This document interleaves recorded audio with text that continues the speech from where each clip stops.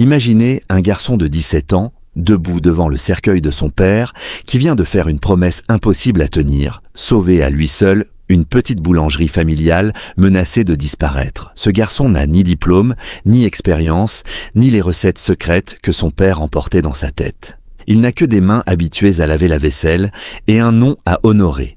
Ce garçon s'appelle Bartolo Valastro Jr. Le monde le connaîtra plus tard sous un autre nom, un surnom qui deviendra une marque, un empire, un phénomène télévisé regardé dans plus de 150 pays. On l'appellera le Cake Boss. Mais avant les caméras, avant les gâteaux sculptés plus grands que des voitures, avant les millions de téléspectateurs, il y a eu un adolescent terrifié, seul dans l'arrière-boutique d'une pâtisserie de Hoboken, incapable de reproduire la pâte feuilletée que son père savait pétrir les yeux fermés. Il y a eu des années de doute, un accident qui a failli lui coûter l'usage de sa main, un scandale qui a menacé sa réputation et une résilience qui, encore aujourd'hui, force le respect. Voici l'histoire vraie de Buddy Valastro, celle d'un homme qui a transformé le deuil en discipline, l'échec en apprentissage et une petite boutique de quartier en véritable empire du sucre. Tout commence à Hoboken, dans le New Jersey, une ville industrielle nichée juste en face de Manhattan, de l'autre côté de l'Hudson. C'est là que Bartolo Valastro Sr., immigré sicilien arrivé aux États-Unis à l'adolescence, sans argent et sans même de chaussures à ses pieds, avait fini par racheter, en 1964, une petite pâtisserie fondée en 1910 par un certain Carlo Guastaferro. Il en avait fait le cœur battant du quartier, un lieu où l'on venait autant chercher un gâteau que sentir l'odeur du pain chaud et écouter les histoires du patron. Un an après avoir acquis la boutique, Bartolo épouse Mary. De leur union naîtront 5 enfants, 4 filles, puis enfin le petit dernier, Bartolo Jr., que tout le monde appellera simplement Buddy. Dès son plus jeune âge, Buddy grandit au milieu des sacs de farine et des effluves de sucre caramélisé. Il n'a que 6 ans lorsqu'il regarde son père enfiler son uniforme blanc immaculé et déclare, avec toute la solennité d'un enfant qui ne mesure pas encore la portée de ses mots, qu'il veut venir travailler avec lui. Son père accepte, mais à sa manière, sans complaisance. À 11 ans, Buddy commence à la boulangerie non pas devant les vitrines qui exposent fièrement les créations de la maison, mais devant l'évier, à faire la vaisselle, puis à nettoyer les toilettes, simplement pour lui rappeler qu'aucun privilège ne lui serait offert parce qu'il portait le nom du patron.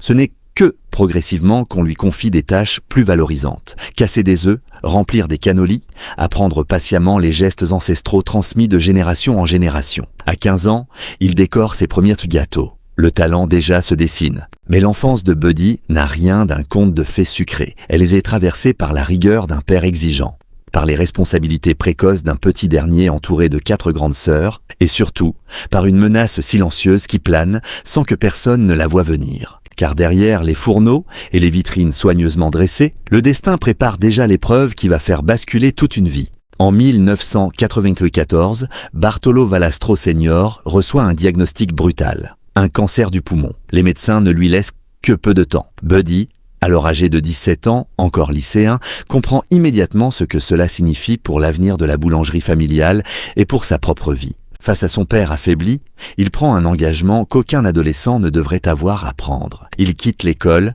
abandonne les cours, les amis, l'insouciance qui devrait être celle de son âge, pour se consacrer entièrement à la pâtisserie. Il veut que son père parte tranquille, en sachant que son rêve, faire de Carlos Bakery un nom que tout le pays connaîtrait, ne mourrait pas avec lui. 3 semaines après cette promesse silencieuse, Bartolo Valastro Sr. s'éteint, à 54 ans seulement. Ce jour-là, quelque chose se brise, en Buddy, mais quelque chose d'autre naît aussi, une détermination presque farouche, une obligation morale de ne jamais décevoir la mémoire de cet homme qui lui avait tout appris. Il enfile la médaille de Saint-Antoine que portait son père, celle qu'il ne quittera plus jamais, et se retrouve, du haut de ses 17 ans, à la tête d'une entreprise familiale fragile, avec 4 sœurs plus âgées que lui, peu enclines, au départ, à recevoir des ordres de leurs cadets. Les employés historiques de la boutique, eux non plus, ne sont pas franchement rassurés de voir un adolescent reprendre les rênes d'un commerce centenaire. Imaginez la scène. Un matin d'hiver 1994, la boutique ouvre ses portes comme chaque jour, la clochette tinte, les clients habituels entrent chercher leur pain ou leur café, sans savoir que derrière le comptoir, le patriarche a disparu, et que c'est désormais un adolescent au visage encore poupin qui doit donner les ordres, fixer les prix, gérer les livraisons et calmer les tensions. Certains employés, fidèles à Bartolo Senior depuis des décennies, regardent ce changement avec méfiance, voire avec une pointe de ressentiment. Comment ce gamin pourrait-il comprendre les subtilités d'un métier qui exige des années d'apprentissage? Buddy le sait, il le sent dans chaque regard qui le suit, dans les allées de la boutique. Il n'a pas le luxe du do-it. Il doit prouver, immédiatement, qu'il est à la hauteur, sous peine de voir s'effondrer non seulement l'entreprise, mais aussi le dernier lien tangible qui le rattache encore à son père. D'un jour à l'autre, l'existence de Buddy bascule totalement. Il n'a plus le temps de traîner avec ses camarades de lycée, plus le loisir de flâner un dimanche après-midi. Ses journées commencent avant l'aube, dans le froid mordant des petites heures du matin, pour allumer les fours, préparer les commandes, accueillir les premiers livreurs. Elles se terminent tard le soir, une fois la boutique fermée et les comptes de la journée passés en revue. Entre les deux, il doit tenir tête à des fournisseurs qui doutent de sa capacité à honorer les factures, rassurer des clients fidèles inquiets pour l'avenir de leur pâtisserie préférée, et surtout apprendre, dans l'urgence la plus totale, un métier qu'il pensait avoir encore des années, pour maîtriser aux côtés de son père. Les débuts sont un véritable chemin de croix. Buddy doit apprendre, dans l'urgence et sans filet, tout ce que son père maîtrisait depuis des décennies. La gestion financière, la coordination du personnel, les négociations avec les fournisseurs. Mais le plus douloureux, c'est la perte d'un savoir-faire irremplaçable. L'une des spécialités emblématiques de la maison, une pâtisserie italienne en forme de queue de homard confectionnée à partir d'une pâte feuilletée d'une redoutable complexité, semble s'être évaporée avec le décès de son père. Buddy s'acharne, rate, recommence, sans jamais parvenir à retrouver la texture exacte que son père obtenait d'un geste presque machinal. Les nuits sont courtes, la pression est immense, et le poids de porter seul l'héritage familial commence à peser lourdement sur ses épaules d'adolescent. Les nuits deviennent un théâtre d'angoisse silencieuse. Après la fermeture, quand les derniers clients sont partis et que ses sœurs rentrent chez elles épuisées, Buddy reste seul dans la cuisine, entouré de plaques de pâte ratées, à recommencer inlassablement le même geste, cherchant désespérément à retrouver dans ses mains la mémoire de celle de son père. Il y a quelque chose de presque tragique dans cette image. Un adolescent qui refuse le deuil parce qu'il n'a tout simplement pas le temps d'être triste, absorbé, qu'il est par l'urgence de sauver ce qui reste. C'est dans cette période de doute que Buddy raconte avoir vécu un moment presque mystique. Une nuit, épuisé, effondré de fatigue, après une énième tentative infructueuse, il s'endort dans le sous-sol de la boulangerie et rêve de son père, revenu pour lui montrer, geste après geste, comment façonner la pâte parfaite. Que l'on croit ou non à ce genre de récit, une chose est certaine. Le lendemain, Buddy se réveille métamorphosé et parvient enfin à reproduire la recette perdue. Ce sera le tournant. Peu à peu, sous sa direction, la petite boulangerie de quartier commence à retrouver, puis à dépasser sa réputation d'antan. Les années suivantes sont celles d'un apprentissage acharné et souvent invisible. Buddy développe un talent singulier, celui de transformer un simple gâteau en véritable œuvre d'art, capable de reproduire à l'identique une voiture, un monument, ou de sculpter des pièces montées vertigineuses pour des mariages extravagants. Sa réputation commence à dépasser les frontières de Hoboken, portée par le bouche à oreille et par quelques apparitions remarquées dans des magazines spécialisés dans les mariages. C'est cette visibilité grandissante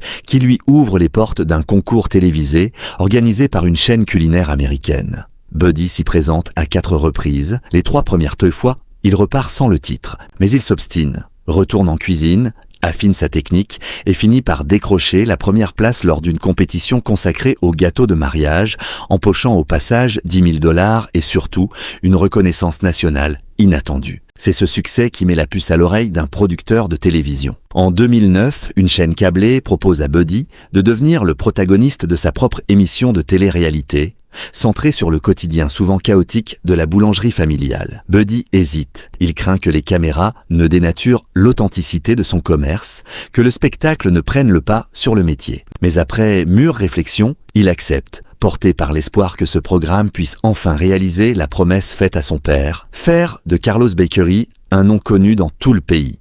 L'émission, baptisée Cake Boss, est un triomphe immédiat. Le public découvre, fasciné, les journées trépidantes de cette famille italo-américaine, haute en couleurs, les commandes impossibles, les délais intenables, les disputes fraternelles autant que les fous rires, et surtout ce personnage central au charisme irrésistible, capable de transformer le sucre et la pâte en sculpture monumentale.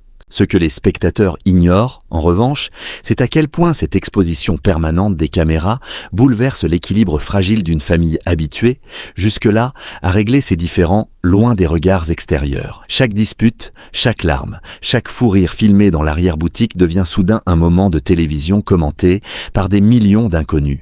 Pour Buddy, habitué à porter seul le poids des décisions depuis son adolescence, cette transparence forcée est autant une bénédiction commerciale qu'une épreuve intime supplémentaire. En quelques mois, Buddy Valastro devient une célébrité nationale. Son visage s'affiche sur les couvertures de magazines, l'émission est diffusée dans plus de 150 pays, et des files d'attente interminables se forment désormais chaque jour devant la petite boutique de Hoboken qui n'avait jamais connu pareille affluence. Des touristes venus d'Europe ou d'Asie traversent l'océan en partie pour poser un pied dans cette boutique qu'ils ont découverte sur leur écran de télévision. Le petit commerce familial que Buddy avait failli voir disparaître à 17 ans devient, en l'espace de quelques saisons seulement, une destination touristique à part entière. Le succès s'accélère à une vitesse vertigineuse. Buddy multiplie les ouvertures de nouvelles boutiques à travers le pays, puis à l'international. Il lance sa propre gamme de produits de pâtisserie, publie plusieurs livres de cuisine à succès, devient un conférencier motivationnel très demandé. Ce petit garçon qui, 10 ans plus tôt, luttait dans l'ombre pour reproduire une simple recette de famille, se retrouve désormais à la tête d'un véritable empire culinaire mondial. Mais comme souvent lorsque la gloire arrive brutalement, elle s'accompagne aussi de son lot d'épreuves, et Buddy Valastro n'échappera pas à la règle. En novembre 2014, alors que sa notoriété est à son apogée, l'image soigneusement construite du cake boss vacille. Une nuit, à New York, la police l'arrête au volant de sa Corvette jaune alors qu'il zigzague dans les rues de Manhattan. Le test d'alcoolémie révèle un taux légèrement supérieur à la limite autorisée. Buddy est inculpé pour conduite en état d'ivresse. L'incident fait immédiatement le tour des médias, ternissant durablement l'image lisse et familiale que le public associait à cet homme souriant qu'on invitait chaque semaine dans son salon. Buddy ne cherche pas à minimiser sa faute, il plaide coupable, écope d'une suspension de permis et d'une amende et prend publiquement la parole pour reconnaître son erreur, expliquant avoir sous-estimé les effets de quelques verres de consommé lors d'un dîner professionnel. Ce sera pour lui une leçon d'humilité durement apprise, celle de comprendre qu'aucune réussite, aussi éclatante soit-elle, ne met à l'abri des faiblesses les plus humaines. Mais l'épreuve la plus redoutable, celle qui allait véritablement mettre à genoux le bâtisseur d'empire, surviendra quelques années plus tard et frappera précisément là où Buddy est le plus vulnérable. Ses mains, l'instrument même de son art et de son gagne-pain. En septembre 2020, alors que le monde entier traverse la tourmente d'une pandémie, Buddy profite d'une soirée en famille dans un bowling installé chez lui. Un incident absurde et terrifiant se produit, le mécanisme automatique qui replace les quilles se déclenche alors que sa main droite s'y trouve encore. En une fraction de seconde, sa main, celle-là même qui a façonné des milliers de gâteaux, qui a pétri, sculpté et décoré pendant plus de 30 ans, se retrouve transpercée en plusieurs endroits par le dispositif mécanique. La blessure est d'une gravité extrême.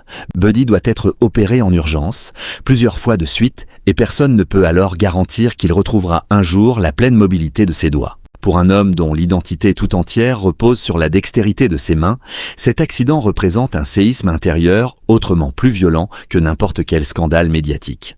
Allongé sur un lit d'hôpital, la main bandée, incapable de la moindre pression sur ses doigts, Buddy repense probablement à cet adolescent de 17 ans qui, des décennies plus tôt, pétrissait la pâte avec l'énergie du désespoir pour honorer la mémoire de son père. Et si, cette fois, c'était différent? Et si le corps, contrairement à la volonté, refusait tout simplement de suivre? Pendant plusieurs semaines, Buddy vit dans l'incertitude la plus totale, incapable de savoir s'il pourra un jour reprendre son métier, celui-là même qu'il avait juré à son père de faire vivre coûte que coûte. C'est une véritable course contre la peur qui s'engage, faite de rééducation intensive, de séances de kinésithérapie douloureuse et d'un doute existentiel qui le ronge en silence. Chaque exercice de rééducation devient un petit combat intime. Réussir à fermer le poing, à tenir un stylo, à effleurer une surface sans ressentir cette douleur sourde qui lui rappelle à chaque instant la fragilité de son corps. Beaucoup, à sa place, auraient pu sombrer dans le découragement. Mais Buddy, fidèle à cette détermination héritée de son adolescence bouleversée, refuse catégoriquement de baisser les bras. Au fil des mois, porté par un travail acharné, et un soutien familial indéfectible, sa main recommence lentement à répondre. Il ne retrouvera jamais une dextérité absolument identique à celle d'avant l'accident.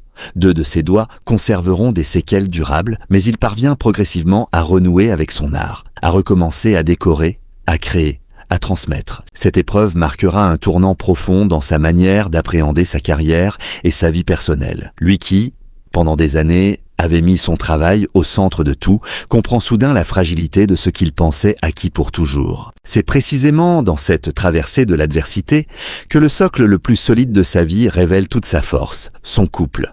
Buddy avait épousé Lisa en octobre 2001, quelques semaines à peine après les attentats du 11 septembre, dans un climat national bouleversé qui avait teinté leur mariage d'une gravité particulière.